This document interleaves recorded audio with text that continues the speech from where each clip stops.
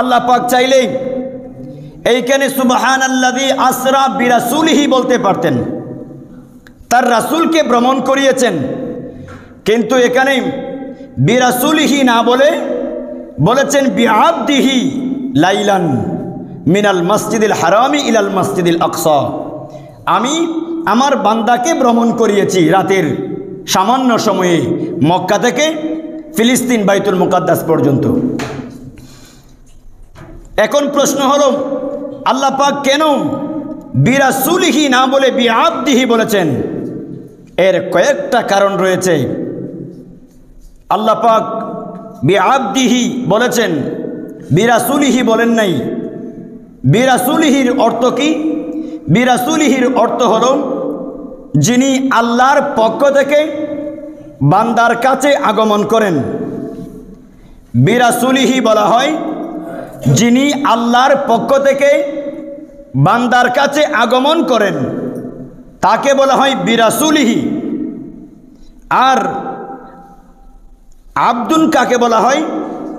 আব্দুন বলা হয় যিনি বান্দার কাছ থেকে, বান্দার নিকট থেকে আল্লাহর কাছে গমন করেন।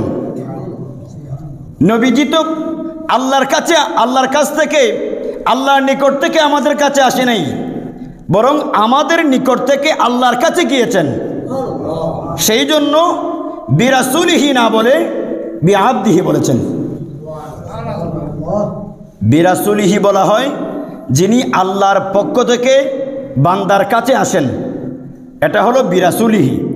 আর বিআবদিহি বলা হয় বান্দার পক্ষ থেকে আল্লাহর নিকট যাওয়াকে বিআবদিহি বলা হয়।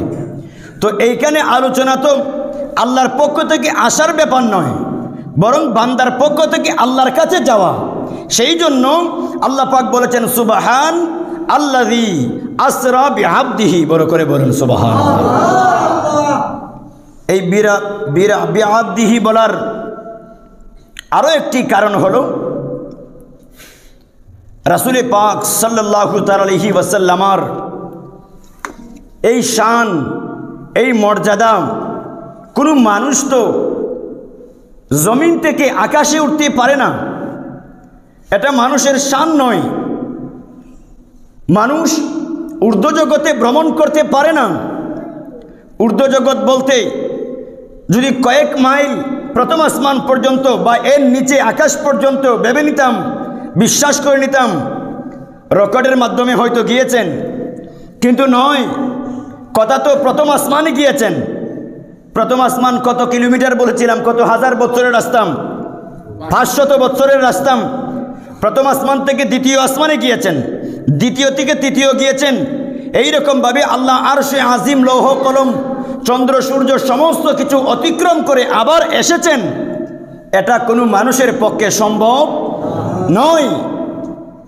তো এই শান যখন মানুষ দেখবে, হয়তো আমার আপনার নবীকে সেই শানের কারণে, সেই মর্যাদার কারণে মানুষ বলতে পারে তিনি নবী নয় বা তিনি বান্দা নয়, তিনি আল্লাহ হবেন, তিনি খুদা হবেন, অথবা খুদার পুত্র হবেন।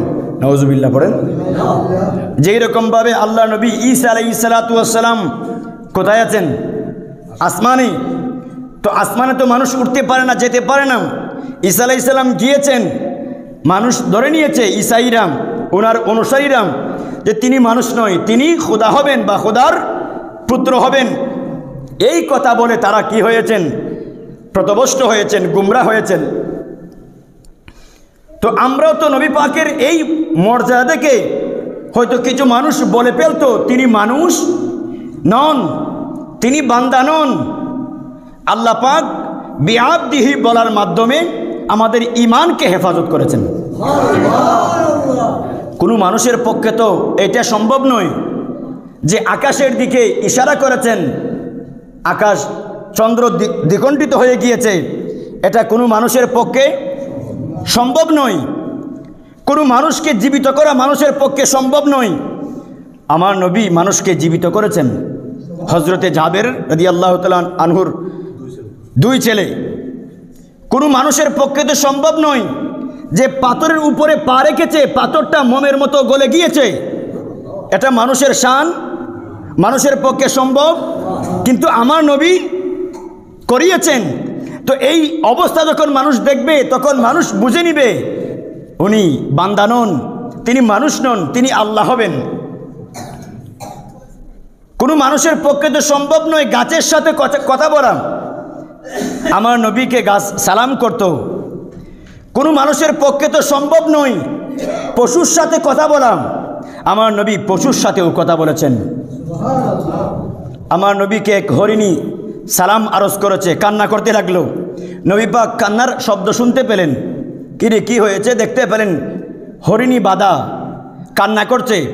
নবী পাক হরিণীর কাছে গেলেন, কিরে তোমার কি হয়েছে? ইয়া রাসূলুল্লাহ, আমি তো এসেছিলাম আমার বাচ্চার খাবার জোগাবার জন্য, এমতো অবস্থায় শিকারী আমাকে আটকিয়ে ফেলেছে, আমাকে বন্দি করে ফেলেছে। হুজুর, আমার বাচ্চা তো অমুক জায়গায় উপবাস আছে, তাকে খাবার দেওয়ার জন্য আমি এসেছিলাম। আল্লাহ নবী রহমাতুল আলামিন বললেন, আমি তোমাকে ছেড়ে দিব, শর্ত হলো তুমি আবার খাবার দিয়ে তুমি আবার চলে আসতে হবে। এই কথা কাকে বলতেছে? হরিণীকে। হরিণী বলল, ইয়া রাসূলুল্লাহ, আমাকে ছেড়ে দিন, আমি আমার বাচ্চাকে খাবার দিয়ে আমি আবার আপনার কাছে আসব। এই হরিণীর জামিন হয়েছিলেন আমার নবী রহমাতুল আলামিন। হরিণের মালিক শিকারী, যিনি শিকার করেছেন, তিনি যখন আসলেন, এসে দেখতেছেন হরিণ নাই, নবী পাক দাঁড়িয়ে আছেন। জিজ্ঞেস করেন হরিণ কোথায়? বলে এটাকে আমি ছেড়ে দিয়েছি। তিনি ছিলেন বিধর্মী। আমি এটাকে ছেড়ে দিয়েছি, সেটা আবার আসবে। সে হাসতে লাগলো, পশু তো আবার আসবে না। তো না আসলে তিনি তো রহমাতুল আলামিন, তো জামিন হয়েছেন, হরিণকে শিকার করেছে। হরিণ যদি না আসে তার দায়ভার কে নিতে হবে? আমার নবী রহমাতুল আলামিন। আমার নবী তো জানেন এই হরিণে আবার আসবে। টাইম হয়ে গেল, কাছাকাছি সময়, হরিণ এখনো আসতেছে না। আর বিধর্মী তো মনে মনে খুশি, এই মানুষটাকে হয়তো সমস্যা হয়েছে, নতুবা এমন করবার কথা নয়। টাইম শেষ হওয়ার পূর্ব মুহূর্তে দেখতে পেলেন হরিণী ধুলো উড়িয়ে উড়িয়ে আবার নবী রহমাতুল আলামিনের দরবারে এসে হাজির হলেন। এই দৃশ্য দেখে সাথে সাথে বিধর্মী ইসলাম গ্রহণ করে আল্লাহ নবী রহমাতুল আলামিনের সাহাবী হয়ে গেলেন।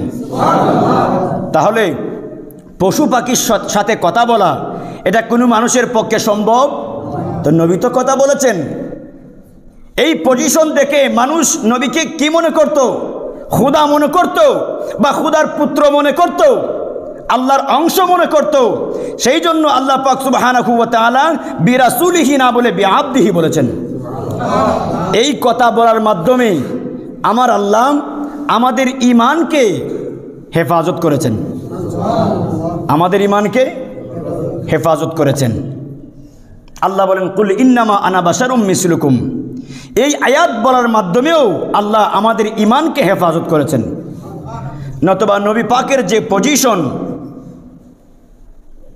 এই পজিশন দেখে যে কেউ বলে দিত তিনি মানুষ নয়। তিনি, আমরা যখন হাঁটি আমাদের শরীরের শ্যামা হয়, ছায়া হয়, নবী পাকের ছায়া ছিল না। তো মানুষের তো ছায়া হয়, নবী পাকের ছায়া নাই। তো এটা দেখেও হয়তো মানুষ বলতো তিনি মানুষ নয়, অন্য কিছু হবে। আল্লাহ পাক বললেন, কুল ইন্নামা আনা বাশারুম মিসলুকুম। এই কথা বলার মাধ্যমেও আল্লাহ আমাদের ঈমানকে হেফাজত করেছেন।